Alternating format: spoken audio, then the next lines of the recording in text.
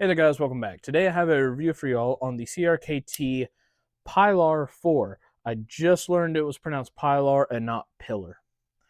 But this here is part of CRKT's Pilar line. They come in a bunch of different blade shapes. The Pilar 4 has this really nice Bowie style clip point here. So in this review here, I'm going to be going over some of the pros, some of the cons, my overall thoughts on it. I have carried this knife for about a week now. I just bought it, like I said, about a week ago here, caught it on sale. So very excited to review this knife for y'all. So let's jump right into it. All right, so just some basics about this here first. This here is a knife made of D2 tool steel. It has a 3.08 inch blade. It has a clip point Bowie style blade right here. A fairly deep carry pocket clip, G10 handles. It is a frame lock. And its main opening method is a finger hole right there. So we'll go over some pros, some cons, and then my overall opinion.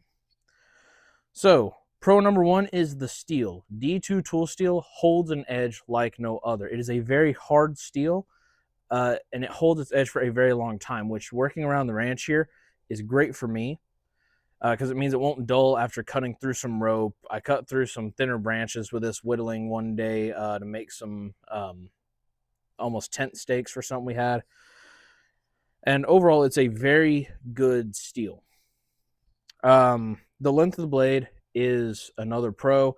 At 3.08 inches, it falls under most states' legal carry. Technically, a lot of states this here would be illegal in, and while I'm not recommending you do this, you can still probably get away with carrying it because literally it is that much over the 3-inch line, and cops in those states probably aren't going to throw a huge fit over that or even measure it because, again, it looks like just a little 3-inch knife. The opening I really like. So one of the main things that drew me to this knife here was the fact that, like my Spyderco that I lost, it opens with the Spidey flick, which is where you put your finger in that hole there and you just flip up. And the opening is really smooth. It's not a spring, it is a bearing system. So it's on, I believe, a ball bearing in there. So it is very smooth open and close. The shape, incredibly versatile. I could use this for food prep. I could use it for hunting. I can use it for daily tasks. It's got a very fine point while still having a nice slicey edge there, making it really great for cutting.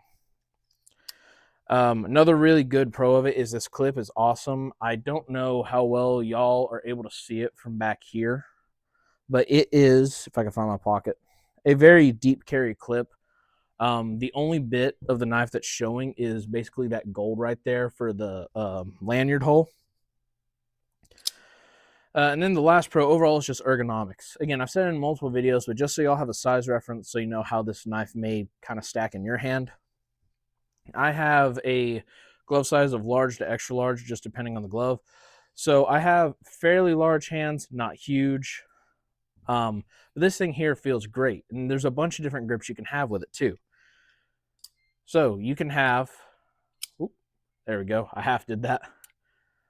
You can hold it back here just strictly on the handle alone. When I do that, I don't get a full pinky on there unless I choke up, which this knife is great for, by the way. It doesn't have any jimping, but it also just kind of very naturally allows me to getting the last bit of my pinky on there. Or you can take and hold on to the swedge for even more control and get a full grip on there with some left, still choking up on that blade. Again, amazing control on the blade, a great grip. You could use this for defense. It's well within a kind of on the smaller side of it, but well within a decent length for it. And again, that shape and that overall hold on that thing there, even if you wanted to use it in more of an ice pick grip, is great. But now on to some of the cons. I said it was a pro, but it's also a con. The blade steel. D2 holds a great edge. It's very hard, which means it's also a little bit harder to sharpen. Now, if you stay on top of it and you strop it and you don't let it get too dull, that won't be a problem. But we know you can't always do that, or maybe you forget. So it is a little harder to sharpen and completely reprofile a D2 blade. But like I said, keep on it. You should be fine.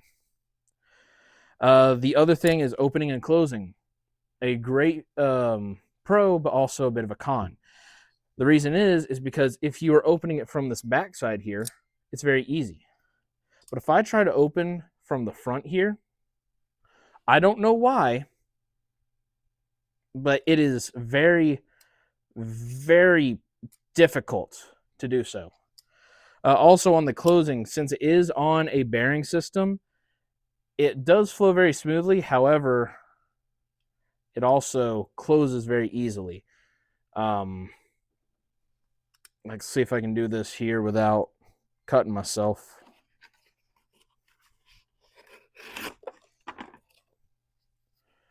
Do this. You can see just barely hitting that close, it's going to fall down. So when you're closing it, you do have to be careful. I've been closing it like this with the blade up. If you have to, you could do it from the side as well. If you do it from the top here, just be very careful. I mean, that little nick there, or the extra finger hole thing, kind of lets it fall on your nail instead, but you could very easily still get your finger. But that's really the only two kind of cons to it. So overall, what is my opinion? For the price, and by the way, retail, I forgot to say this, is about $50 to $70. I caught it on sale. It was like 20% off, new at a gun shop. They were trying to get rid of all their knives to get new in. So I think it was 45 plus tax for me. But for around the $50 to $70 mark, which is what the Delica 4 was last year, this is an amazing, amazing knife.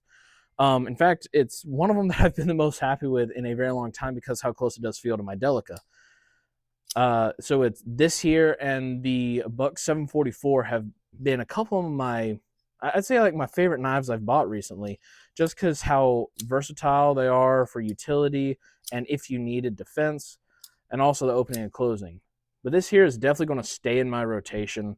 I'm very happy with it, and I highly recommend all y'all go check it out. And again, check out the rest of the Pilar series.